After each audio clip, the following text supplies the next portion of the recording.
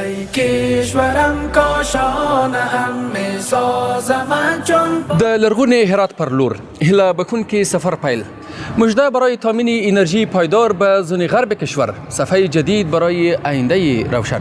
کندهار، هلمند، زابل، ارزگان، مزار شریف، ننګرهار او لغمان ولایتونو کې د برېښنا ګڼو پراختیایي پروژو د چارو پرانیستي وروسته اوس لرغونی هرات د بادي برېښنا انرژۍ د چارو پیل یوې بلې سترې پروژې کوربهتوب ویاړ لري. پیاوړې ژمنتیا، پرېکړنده عمل او د سبا د رونو سباون هیله.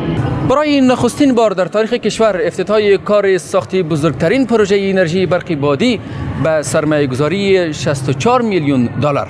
دا هڅې د برېښنا انرژۍ د تامین اوږده مزل پای نه بلکې پیل ده د صنعت ودې، کورونو روښانتیا او برېښنا انرژۍ د خپلواکۍ هغه خوب او هیله چې نن په واقعیت بدلیږي. باد او لمر د برېښنا انرژۍ تولید او روښنایي په برخه کې د خپلواکۍ دوه ستنې به زودي.